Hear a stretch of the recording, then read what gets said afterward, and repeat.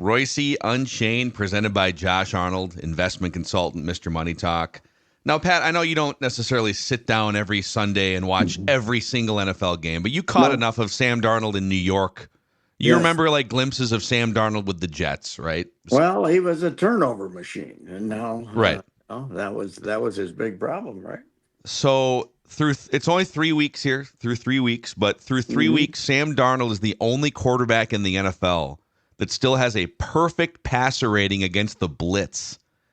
80% completions against the blitz, 13.5 yards per attempt against the blitz, according to our friends at PFF. So perfect, what do you mean? He's never screwed up? They can't say that he's completed every pass against the blitz. So, that's a good... So perfect passer rating allows for some leeway for incompletions, but like there's a certain level of play... I don't know exactly what the formula is, but he's at 80% completions against the blitz, 13.5 yards per attempt, 3 touchdowns, no interceptions. So if you're throwing for a high percentage and not throwing picks, you have a chance to post a perfect pass. How many teams, how often have they come at him? About 20% of dropbacks, which is pretty low compared to some other quarterbacks. All right. Well, obviously, when he was playing other places and had some of the worst turnover ratings of all time, he wasn't handling the blitz quite as well. So is it maturity? Is it coaching? What do we got here? What do we got going on here? I mean, Judd, before we crack the microphones, brought up, go give the point to Pat that you gave to us, Judd. I'm going with coaching because I think O'Connell provides Sam the majority of time the answers to the test. Plus, it's talent, right? I mean, you got Jefferson to throw to, you got good guys to throw to. But yeah, I think it comes down to direction. I mean, he didn't have direction. Carolina, the Jets, he didn't have direction. Now he's got directions. What to do? So what do we have, a new system of how long they can talk to the guy in the helmet now? Is it 15 seconds? 15 seconds. It's always been that. It's been that for a long time. That's college now as well. That's new. College put that in. Oh, okay, the NFL. But there was a time, for instance, when Dante was having, basically Linehan was allegedly talking to him almost till the ball was snapped, and then they changed it, right? So they used to, I'm not sure, but I thought it was a longer period of time that you could talk to the quarterback on. After the ball is snapped, Dante, go left, go left, slide. Don't bubble. No, but I don't know. Maybe it's been 15 seconds forever. But, Dante's went to hell when he lost Linehan.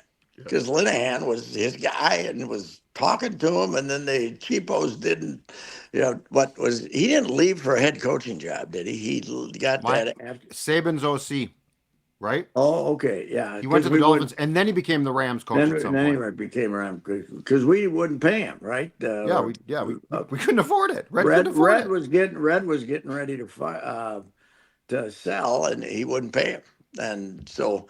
Poor Ticey, his last year ended up with the offensive line coach, who was Steve Loney, nice guy. Ended up with came from Iowa State as an offensive line coach or something, and didn't he end up with the Gophers in some form too? Anyway, but Loney, all of a sudden, he starts off 1-6, but he doesn't have an offensive coordinator, and he needed one. So that was. So obviously, maybe that is what's going on with Darnold, that he's just getting better coached, the talent's there, but he probably just got more mature too, right? He's 26 now instead of 21 or something? He's 26, and people have pointed out the last couple of days he is younger than Joe Burrow. He's younger than Joe Burrow. Yes. Oh, is that right? Joe Burrow? Yeah, Burrow's 27. Burrow was an older prospect. Okay. But Burrow's 27. Because he had transferred into LSU from some other place, right? He was Ohio State, right? Or something. Speaking of whom, they can't be real happy in Cincinnati. But anyway, back to the Vikings. They're 0-3, right? Cincinnati. Well, yeah, and Jaden Daniels had his breakout last night with Washington. He had 90% completions and accounted for 4 touchdowns or something. I don't know, but yes, it's I certainly cannot analyze it, but I just like mobility. I just like the fact that he can get out of the way. He's not in a complete panic when two guys are when he sees them coming, because he knows he's got a chance to, get around them. Now, obviously, there was a time in his career when they rushed him that he did panic, and now he's not panicking. That's great. He's seeing ghosts at one point. He said. I think it helps too to have two really, really good huge tackles, don't you? Oh God, yes. I mean, those are, everybody says this is the Vikings' greatest offensive line in a long time. Well, it is, but their offensive line hasn't been terrible like the Kirk's last 2 or 3 years.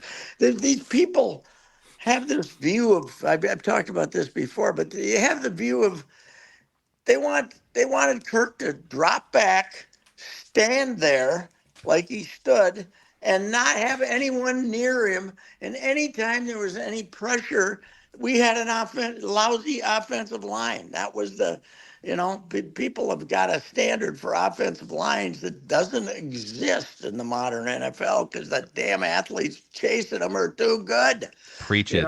Trying to get around them. It's they've been the offensive line. His last three, they had some injuries, obviously, and when they started getting hurt.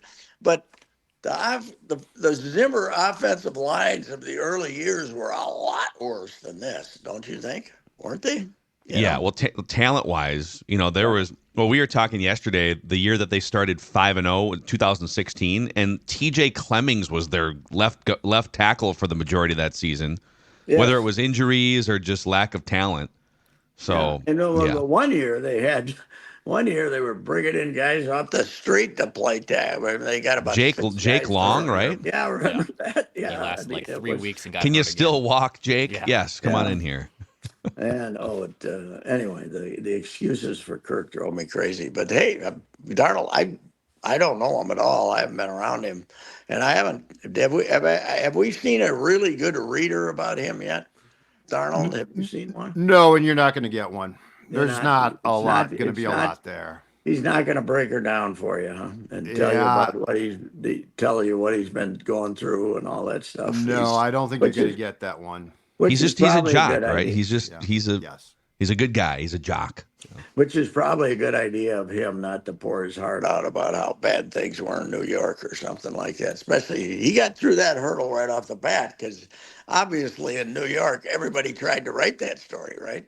Yeah, I'm getting the idea too, though, Pat, that he might have been at least a little bit more oblivious to his predicament than we were, if that makes sense. Really? Yeah, I don't know how much is like processing all the time about like this type of stuff. Like football wise, I think he's fine, but yeah, I don't know that he's not a pontificator. I don't. But like McCarthy is going to be like a touchy feely type of guy who will cut open a vein. I don't know that Sam has a vein to cut open in that sense. Mm-hmm. Yeah, it's just ice. That's why. Well, that's fine. I mean, I don't care. Who cares if that wins?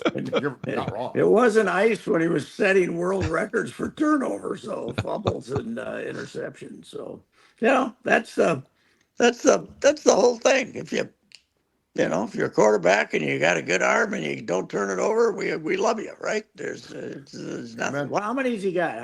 What's he got? He had the one bad pick for a touchdown, 2 picks. 8 touchdowns. Which leads the league 2 picks. Eight touchdowns, 2 picks. You'll take that, right? He hasn't lost any fumbles either, has he? No, he's tried a couple times, but there's going to be like twice a game where he tries to do something crazy, and you just have to hope that the ball bounces out of bounds or something, right? Yeah. Okay. Well, all I've got to say right now is, what are we going to get for JJ before the draft next year? Wow. Pat's already there. Here we go. Yeah. Let's.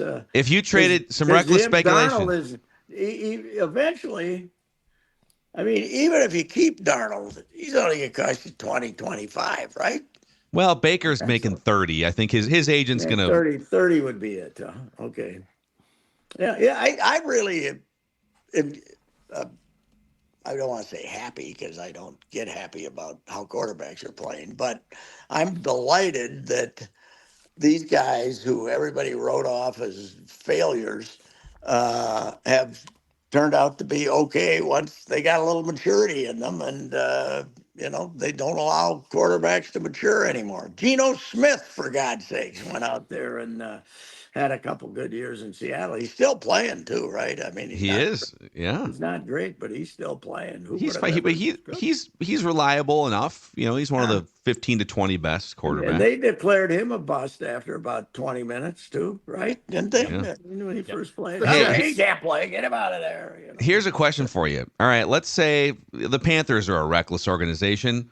Now you probably can't franchise Darnold and send him back to Carolina. That would be too insulting. No. But if the Panthers called you, so the Panthers still have their own first-round pick next year and the Rams' second-round pick.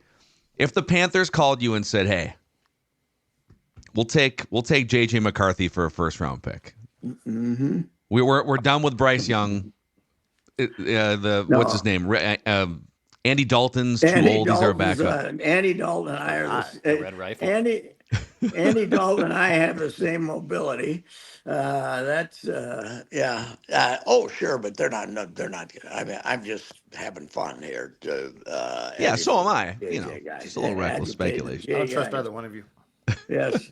By the way, your guy Mike Zimmer under fire early, along with Mike McCarthy, man. 250 yards rushing allowed. Can't imagine being in those practice rooms on defense this week. Holy man. God. And the first week they were so happy and confident and everything was great. And now they got beat by two mediocre teams, basically, didn't they?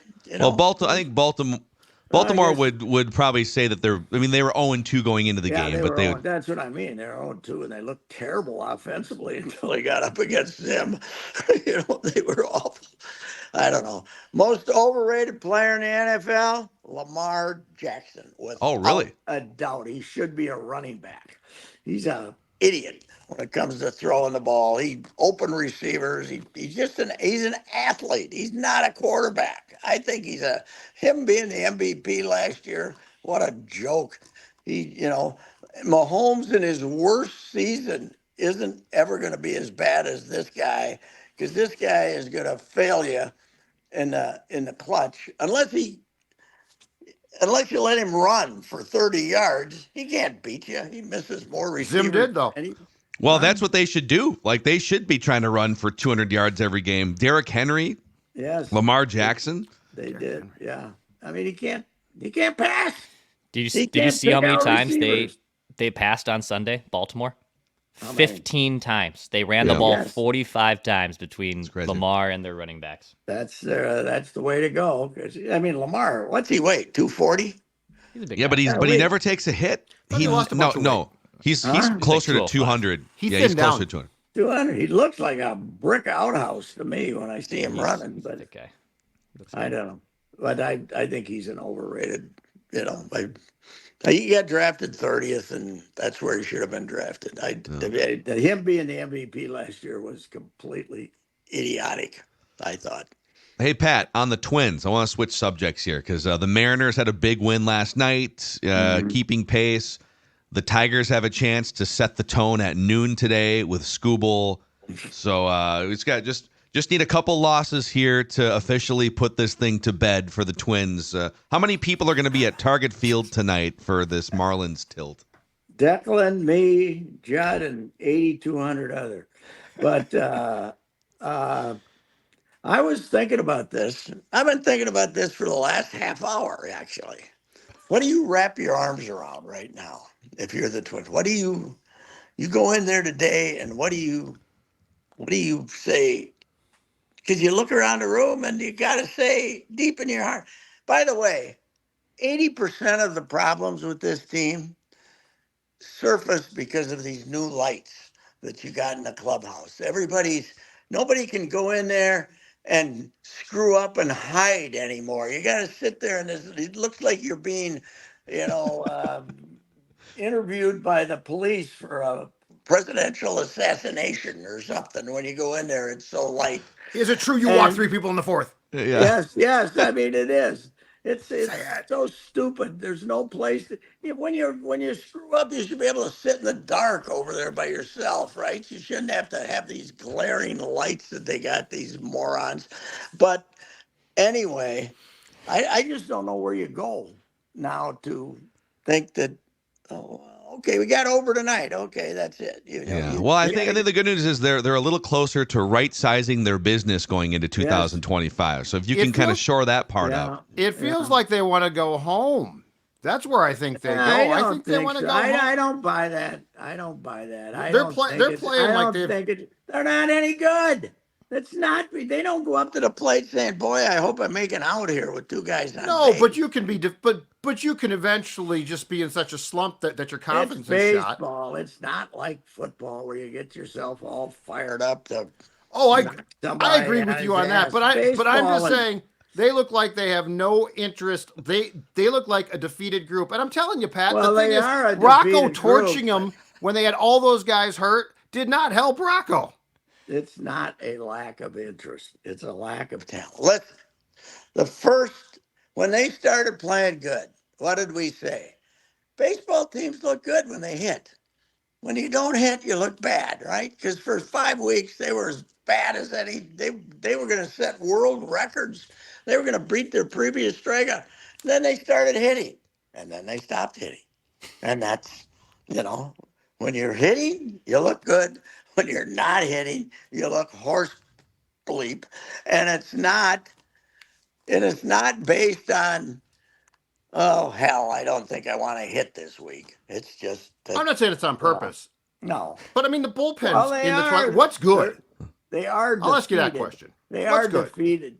Yeah. Well, what's good? Nothing's good right now.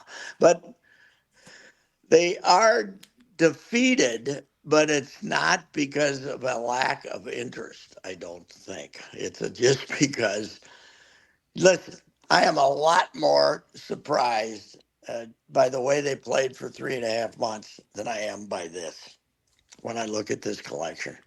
Now, but we might get that fireball Kep back tonight. How about that? How about Kep storms into the locker room tonight? Yeah, fire up the troops. I think the Twins got a hold of Pat. Too much negativity. Oh no, Rocco. Do you guys have any interest coming up in next. winning this game? It's Laudner. He's replacing Pat. Oh my God, he just came on the screen. Let's go. Throw the ball around. Catch the baseball. When you begin a new series, it's a new day. And that's what the Twins have against the Marlins. You got to forget the past. Well, that was probably a fitting way for. Oh no, I think he's back. He's back. He just got a call. I forgot to put it in airline mode today, and some idiot called me. So is it Rocco? Spam risk. Yes. Sure, you can blame the person that called you. I'm going to find out who they are and tell them not to call me between 9:30 and 10. Oh, God. Never. I'm going to change my legal name to Spam Risk so that whenever I call someone. Yes. Anyway, I was stunned for 3.5 months how good they played, and now I'm not. Now I am a little stunned how bad they played when you play a doubleheader against a Boston team that is being called the Dead Sox, and everybody in town hates them, and you get beat 17-4. That's not too good. I'll admit that. But and you're right about one thing, Judd. When that little explosion happens in the middle of the game, and suddenly your precarious 2-0 lead is 3-2 for the other guys in one pitch. Yes, you can see the air come out, but overall, I've never been a guy that thought. Now you certainly get baseball teams that just turn dead ass and give up. And I think the White Sox might have had an attitude problem as well as everything else. In March. Okay. Yeah, that's right. In March. But hey, a lot of our hopes are now riding with the White Sox this weekend in Detroit. What do you think, boys? Wouldn't that be something if the White Sox rose up and swept the Tigers and put the Twins in the playoffs? Win 2 out of 3. They go in there and win 2 out of 3. Go Whiteys! Come on, That might be the column. We still got the White Sox on our part. They can still save us. Don't worry. They can play spoiler. Yes. Southside stand up. What do you think? I say 10%. To make the playoffs? To make the playoffs. Well, see, but the thing is, like, they own all the tiebreakers, and the Royals haven't won in a week and a half. That's their big hope is the Royals, right? Yeah. But then you could get passed by both Seattle and what if the Royals and the Twins both miss the playoffs after being 95% in the middle of August? That would be it would be wild. Yeah, the Mariners. I think everyone kind of overlooked the Mariners in this, but yeah, they're a game back of the Twins. They were terrible. They fired the manager, and even once they hired Dan Wilson, it's not like they've been rolling. It's not like they've been rolling over people. But if you win, if you play 550 for a month with the rest of these clowns, you're in pretty good shape. So, Twins though, bad team. That's our problem. Bad team, not a bad manager, bad payroll, yes, but a bad team.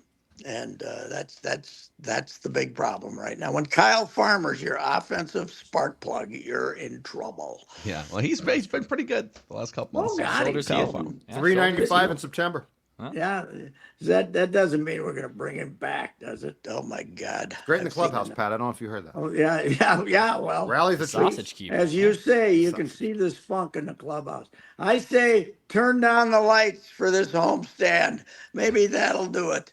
Bring back the old lights. Get rid of those lights that we've captured some people in Afghanistan, and now we're investigating. Now we're trying to next thing waterboarding after these lights. For God's sake, Guantanamo Bay is that what you're suggesting? It looks like Guantanamo Bay. It's you come in, bright light has always been part of the torture scheme, and now we've had it for 4 months here, Declan? 5 months. Unbelievable. Have you been in the clubhouse, Phil? Twice this season, yes. With the bright lights? I noticed the lights were, I mentioned to Mitch Hestad, I'm like, I haven't been in here in about 6 years. It's a little brighter, I feel like, than last time. I noticed. I not only noticed, I got horrified. I said, what the hell happened? Yeah. It's unbelievable. I'm blaming the lights. Maybe we can do a feature. Coming up tonight. They had some, here's the other thing. I should shut up here, but we have a guy who came up with the theory that this light would raise everybody's attention level before a game, right? Wasn't that it? Yep. Yes, that was the idea. We don't need one of those guys. We don't need a jackass like that. We need somebody to go out and find a pitcher. We don't need some moron who's investigating whether brighter lights will help your team. We don't need those morons. Okay. Like column Coming up next, we go through the entire Twins infrastructure. If this is not a Reusse column, I'll be extremely disappointed. Yeah, it might be. I'll be there tonight watching it. Are they going to play a funeral dirge if Duran comes in the game? They sound like they're burying guys or something. Anyway. Paul Bear. Yeah. Taps? Just play Taps as he comes in. Yeah, Taps is a little disrespectful. A nice funeral dirge would be good. So. Yeah. All right, guys, you got me all fired up now. All right, Pat. We'll talk to you later this week. Reusse Unchained, presented by Josh Arnold.